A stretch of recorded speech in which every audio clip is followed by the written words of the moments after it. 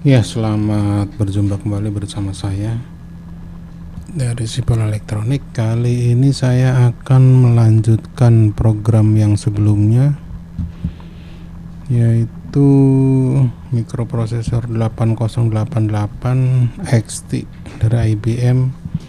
Ini dulu ya saya pakai ini juga ya waktu sekolah, cuman sekarang udah punah, jadi saya mau retro lagi. Ini mikroprosesornya.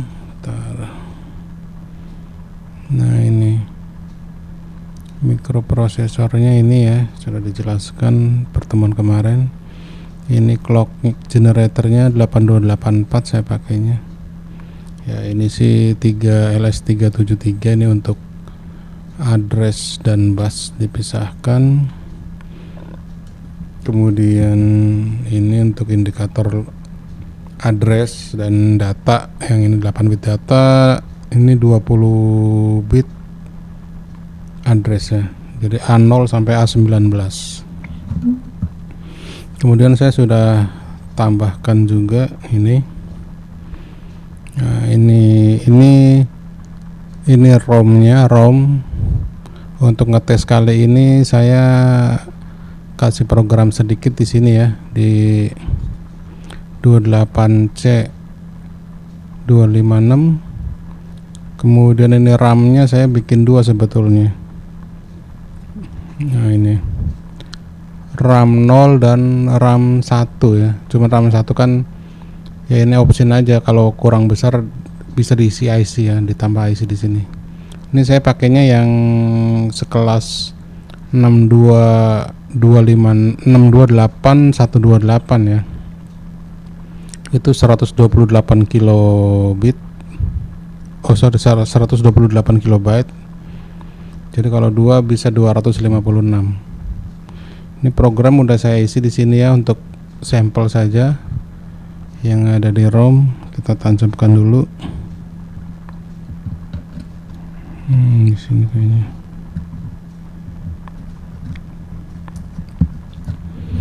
Ini indikator LED untuk ini ya, apa? Misalnya yang diakses itu ROM atau RAM atau I/O.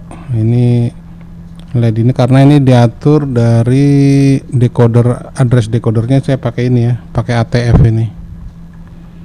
ATF berapa itu, kelihatan nggak? ATF 16 sekian lah. Ini untuk mengatur alamat I/O memori dipisahkan ya. Kemudian saya tambahkan juga, ini masih berantakan tuh, karena PCB-nya single layer, jadi ya otomatis harus banyak jumper ya. Ngerit itu. Nah, ini LED-nya dari ini ya, 573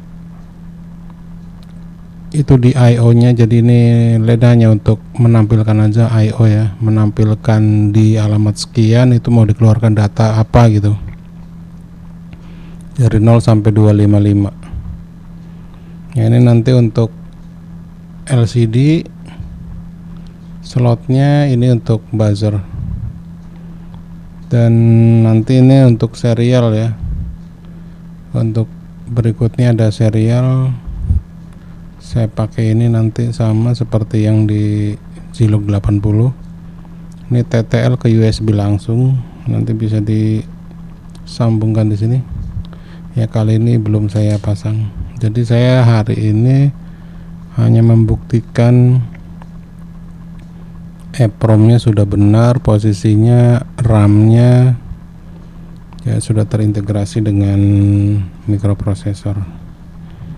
Ya, langsung saja saya tancapkan. Ya, tuh. Seperti itu.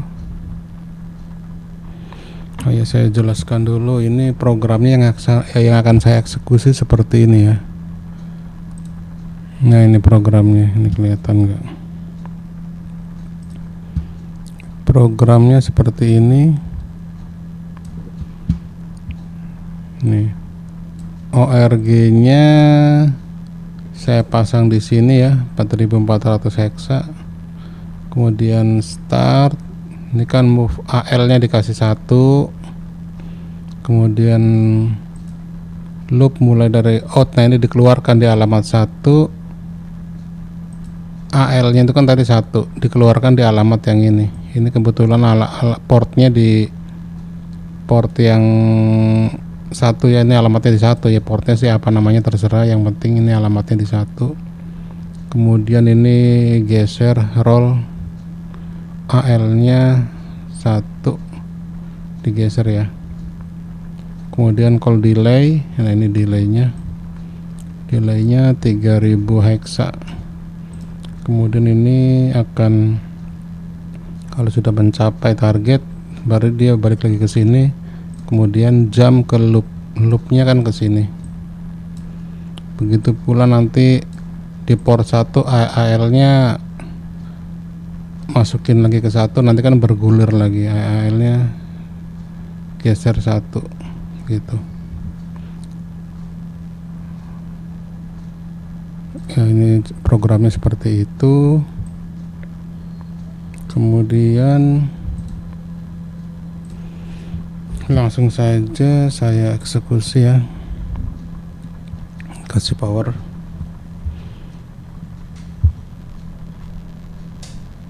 Ya itu dia hasilnya. Nah itu hasilnya seperti itu ya. Dan addressnya juga kan ya, ini kan karena programnya kecil jadi muter-muter di situ aja. Ini saya bisa nggak ya kalau saya sebentar.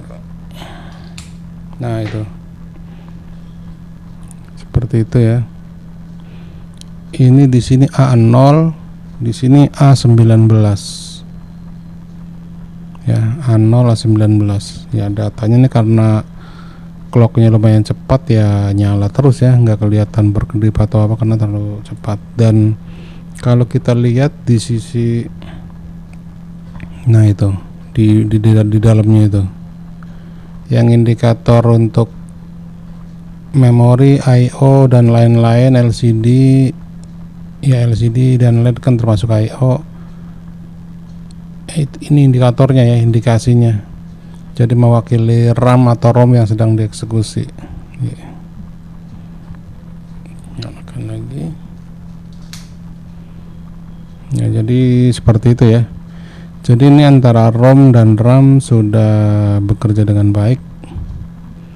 Untuk berikutnya ya terserah kita mau memperdalam di bagian interface-nya, yaitu komunikasi dengan PC ya, misalnya untuk program monitornya. Jadi dari PC kita transfer file untuk dieksekusi di 8088 ini melalui port yang serial ini ya, yang USB ini. Nanti untuk seri berikutnya. Jadi untuk memori dan ROM sudah bekerja dengan baik ya. Dan juga nih sampel I/O, LCD juga bisa sebetulnya, cuman ya itu kan sampel berikutnya aja. Kalau sudah bisa berkomunikasi dengan PC, nah itu kan gampang, tinggal ganti-ganti program. Jadi EEPROM-nya sudah tidak perlu ditulis ulang, jadi tinggal transfer, tulis ke RAM. Jadi ROM-nya tidak berubah, RAM-nya yang berubah-ubah sesuai dengan program yang kita mau untuk simulasinya, seperti itu. Yang skematiknya sih standar sih ya. Ini dari yang widget itu saya adopsi dari sana. Untuk yang ATF-nya juga, ini ATF di belakang yang tadi, yang address decodernya itu saya juga mengeksekusi dari sana ya, ininya biner filenya apa, JAD filenya itu, JAD-nya. Ya sebetulnya sih bisa pakai IC yang lain ya, decoder misalnya 74LS138 gitu, bisa juga, atau beberapa gerbang Node N bisa. Kebetulan di sini saya ya simple aja pakai itu biar ngirit PCB dan IC juga. Jadi untuk simulator untuk program di ROM dan RAM sudah selesai ya, sudah bisa, kitnya sudah benar ini berarti. Nah itu tidak ada apa-apa kalau di bawah sih. Ini hanya untuk backplane aja untuk menggabungkan dari PCB ini, karena ini kan single layer, jadi sangat repot, banyak jumper itu. Kalau double layer kan bisa simple, bisa kecil, tapi ya mahal.